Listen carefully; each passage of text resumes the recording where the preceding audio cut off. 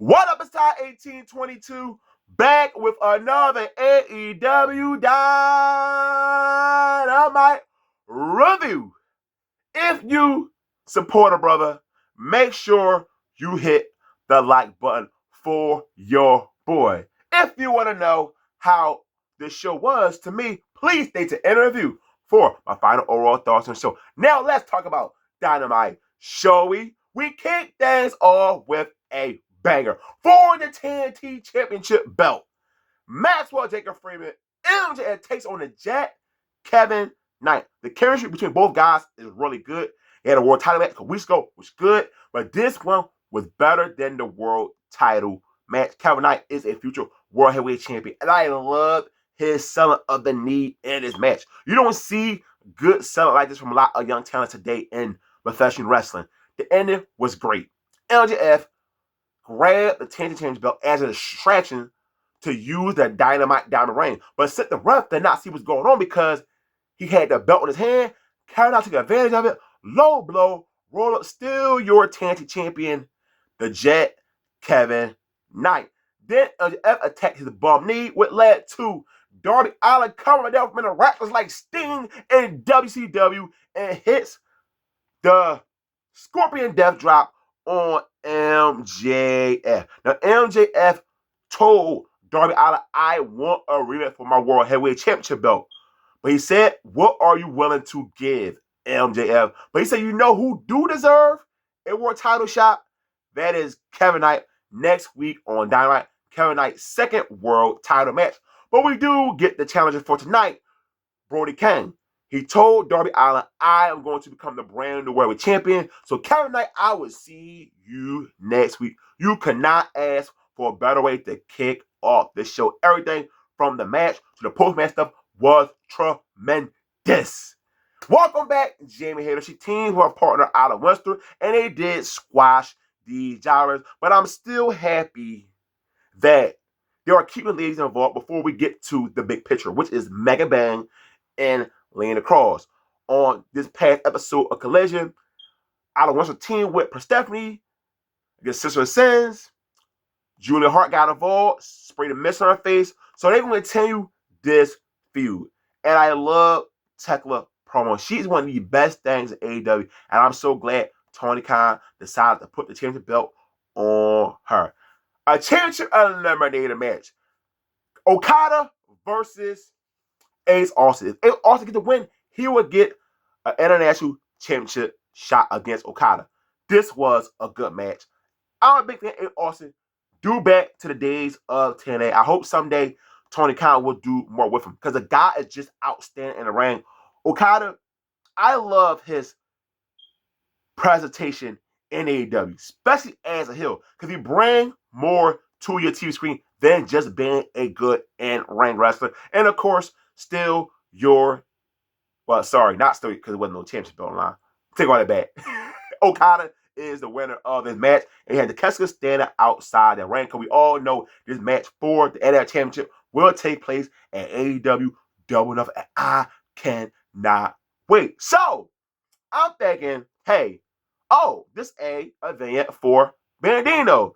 You see all the people getting beat up, getting tossed out, one person busted open? No! It's the return of Swerve, and he lit a fire on the Bandino paper saying most wanted. So yes, Swerve is back, and it makes total sense because the last time Swerve was on a pay-per-view, he took on Brody King. And of course, the alliance with Bandino, Swerve, that is going to be a tremendous match, and I'm really looking forward to it. Now, this is something that really got me intrigued. So, I do watch Collision, people. So, I did see where they showed after the Death Riders took out Will Arthur out the ring when Mark Davis was about to powerbomb him again. Had one more conversation with him.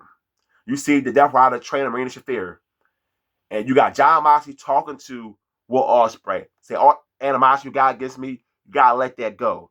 Now, these are the same people that took this man out. And him and Ospreay been going at it for the last couple weeks on AEW television.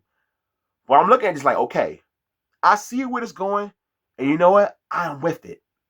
Because they are about to have John Moxley and the Death Riders rebuild Will Ospreay. Bring more aggression to the Will Ospreay character to get him ready for the Owen Hart Cup tournament.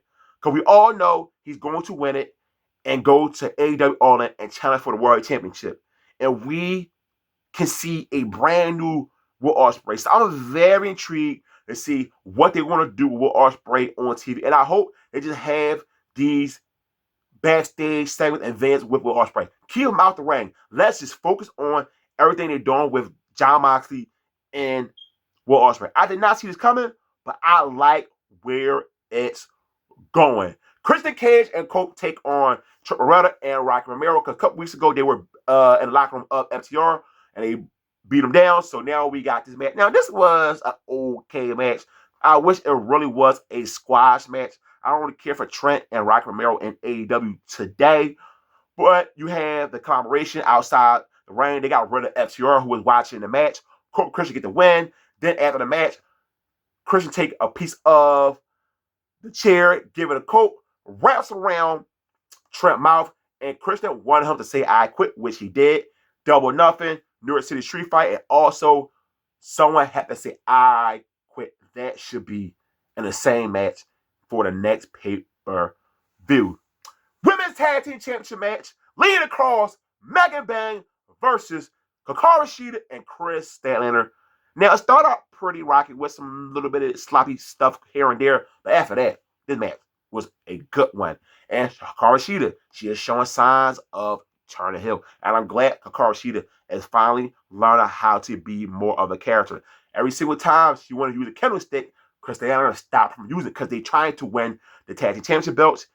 While Stanley had all the momentum, she decided to tag her own stuff in, and it led to her taking the pinfall. Still, your AEW Tag Team Champions, Lina Cross and Megan Bang. And talk about a blessing in the sky for Tony Khan. When Penelope Ford went down, who would have knew that Lina Cross and Megan Bang would be a much better pairing than her with Penelope Ford. Even though I enjoyed Penelope Ford with Megan Bang, just watching two Amazon women together is a sight to see. Rouge squashes a jobber. I've been saying this for the longest. I'm saying it again. It's time for Tony Khan to push Rouge. This guy is intense, very physical, and the crowd just loves what he do in the ring. I can't remember the last time he had a match on a pay-per-view, but man, can we please give this man a monster push? Rouge can definitely be an AEW World Heavyweight Champion, but you got to start off slow with him. But this year, I want him to win a mid-card title, 10 championship, national championship, continental, international, whatever. Put a belt on Rouge. So, we have a brand new member of the Ops, and that is Anthony Bowens. Now, I'm not sure where this is going to go because I really thought they were going to do him and Max back together, but no, it's not happening. So maybe they save for down the line. This new version of the Ops, I'm not sure what's in store for this version, but we just got to wait and see what they're going to do with the Ops. So, we have FTR, who talked about what took place earlier in the show during Cope and Christian tag team match. And Stokely said, Orange Cassidy against Dak Hardwood next week on Dynamite. If you get the win, y'all get a shot at the AEW Tag Team Championships.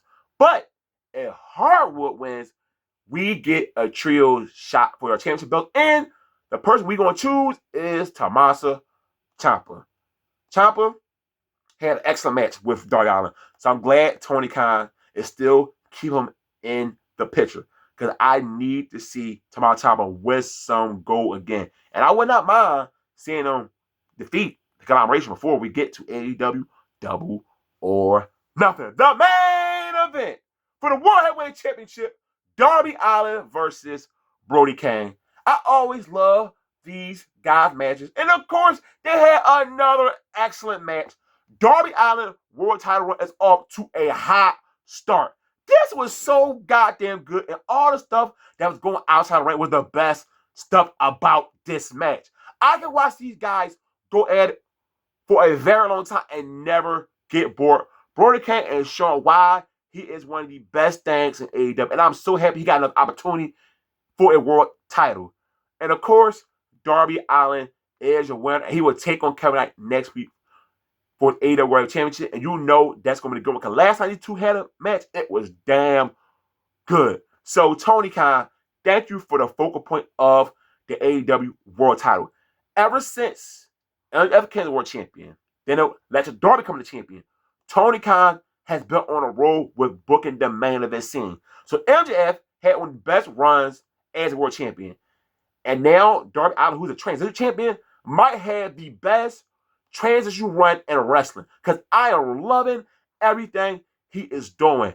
And that match against Kevin Knight, we know is going to be another excellent match. Then, when you defeat Kevin Knight, what's the next match for Darby Allin for his World Heavyweight Championship? This episode of Dynamite was damn good.